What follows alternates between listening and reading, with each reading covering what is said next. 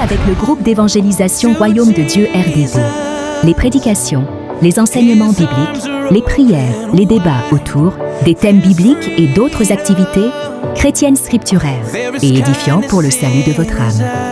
Osée 4, verset 6. Mon peuple est détruit parce qu'il lui manque la connaissance. Puisque tu as rejeté la connaissance, je te rejetterai. Et tu seras dépouillé de mon sacerdoce. Puisque tu as oublié la loi de ton Dieu, je t'oublierai aussi. Alors, je vais prendre la partie A de ce verset qui parle de mon peuple périt parce qu'il lui manque la connaissance. Et le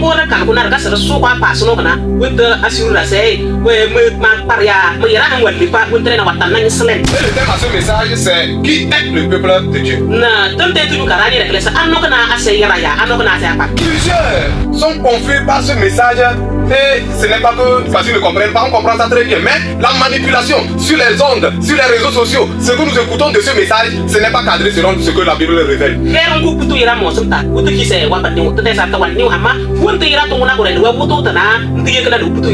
Quand nous voyons un peu sur les réseaux sociaux, dans nos portables, que ce soit dans les télés, les prédications de certaines personnes, de certains hommes de Dieu, nous allons voir aussi certaines pratiques qu'ils font à partir de ce message. Mais vraiment, Dieu veut que nous comprenions quelque chose.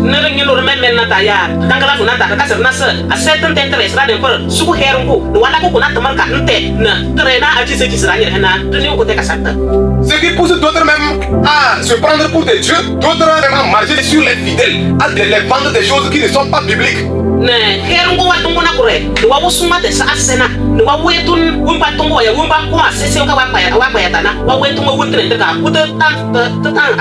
Quelqu'un qui va mettre de l'eau dans sa bouche pour cracher sur les gens. Et toujours dans ce contexte que le peuple périt, donc lui c'est lui qui connaît la vérité, c'est il faut qu'on le suive dans ça.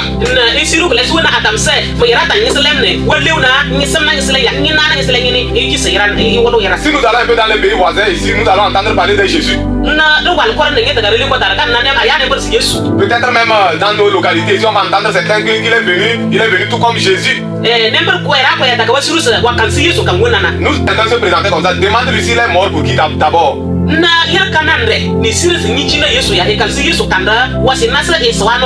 Au travers de ce message, nous allons vous éclaircir quelque chose de très important, c'est que le peuple d'Israël, c'est le peuple d'Israël qui fut le peuple de Dieu.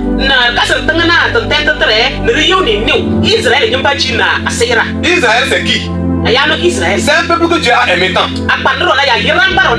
Dieu a fait de grandes choses pour eux. C'est un peuple que Dieu les a démontré sa capacité. C'est un peuple que le Seigneur a chéri. Et ce peuple a refusé de reconnaître la grandeur de Dieu.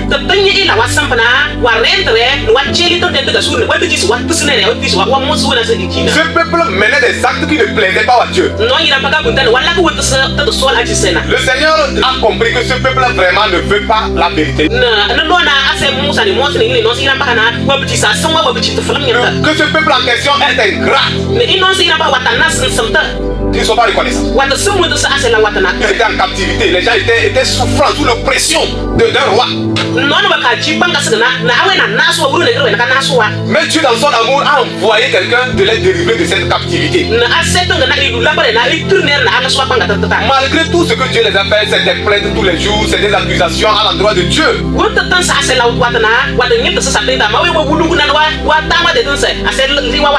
Et ce peuple-là, vraiment, était hors de la volonté de Dieu.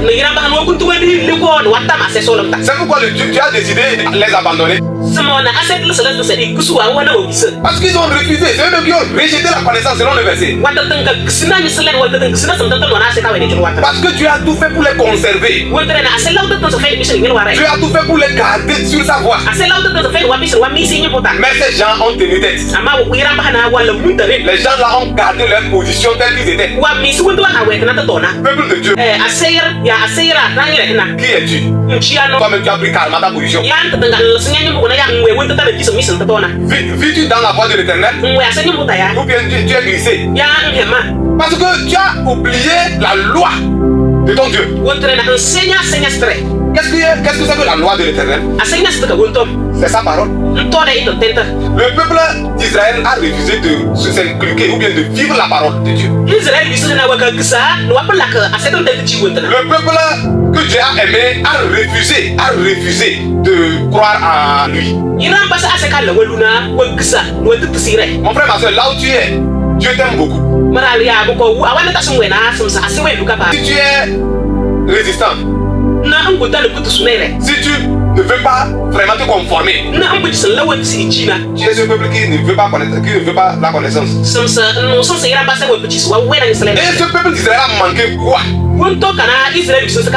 Le peuple d'Israël avait la loi, on avait prescrit certaines choses, les ordonnances qu'ils devaient suivre. Maintenant, ils n'ont pas observé. Dieu a décidé de les prendre comme des gens qui ne veulent pas se détourner de leur voie.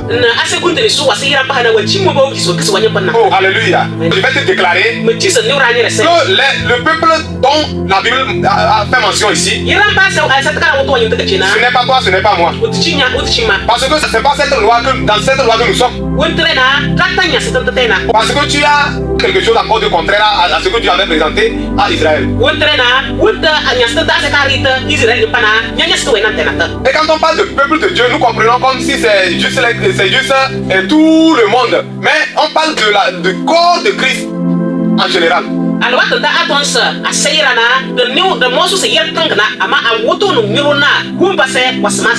Je vais vous dire ce soir que le Seigneur avant se misait sur la loi et voilà que ce peuple d'Israël ne voulait pas suivre la loi et ils sont péris. Il ne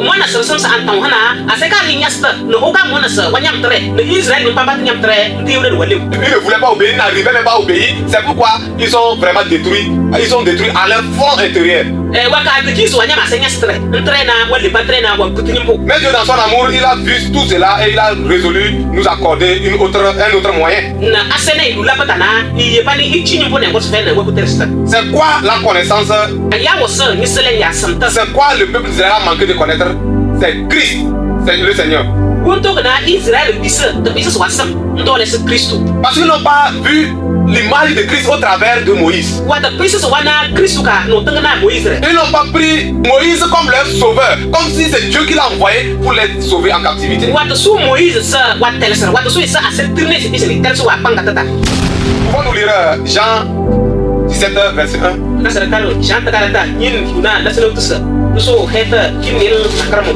Or, la vie éternelle,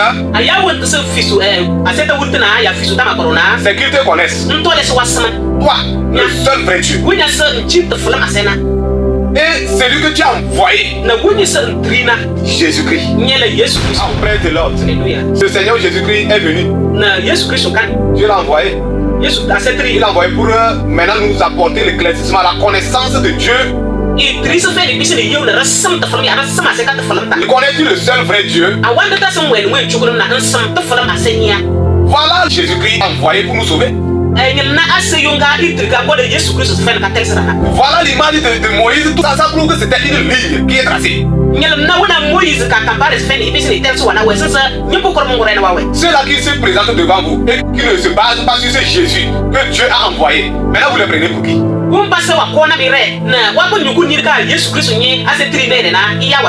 Ceux-là qui se prennent pour des dieux sur cette terre-là, vous les prenez pour qui? Jésus est venu comme un sacrifice vivant.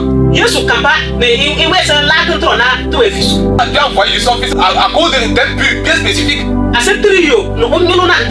Maintenant, ceux-là qui viennent autour de tout ça, autour de ce verset, que c'est moi qui connais maintenant la vérité, j'ai la vraie connaissance de Dieu, et suivez-moi seulement, c'est moi que vous devez suivre, c'est moi, c'est mes pratiques que vous devez observer.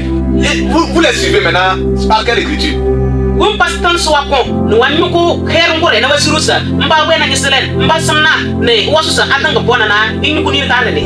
Moïse était la loi. Jésus-Christ maintenant c'est la grâce. Il te suffit juste que tu parviennes à sa connaissance. Il te suffit juste d'abandonner ce que tu connais comme petit Dieu.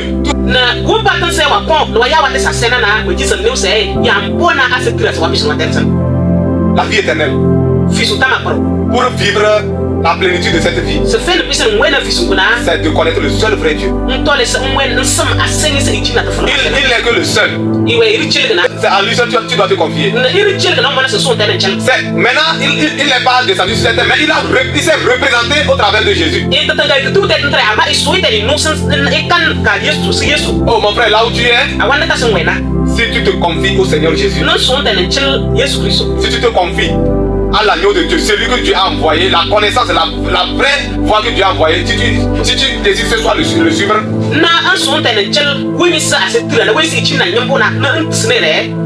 la Bible dit qu'il est le chemin, la vérité et la vie. Nul ne peut passer au Père que par lui. Tu ne peux pas te confier même à un homme pour te croire heureux. Pour croire que tu es sauvé, que toi là où tu es, tu n'as aucun problème.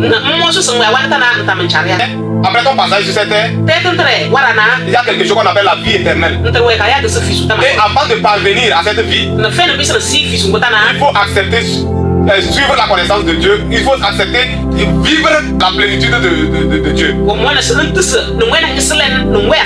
Il faut accepter son fils qu'il a envoyé pour que la vérité qui a été cachée aux enfants d'Israël, que tu puisses vivre cette vérité. En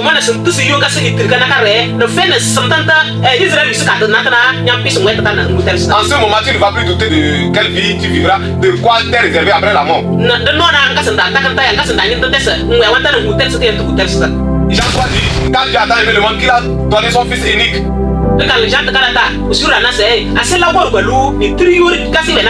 Afin que tu comprends en lui ne périsse point. Si tu as vraiment cru au Seigneur Jésus, tu ne vas pas périr. Tu vivras éternellement. Tu vas vivre sur cette terre en paix. Et tu vivras éternellement avec le Dieu qui t'a créé. Nous allons te conseiller ce soir, c'est de tout faire pour faire partie de la race élue de Dieu.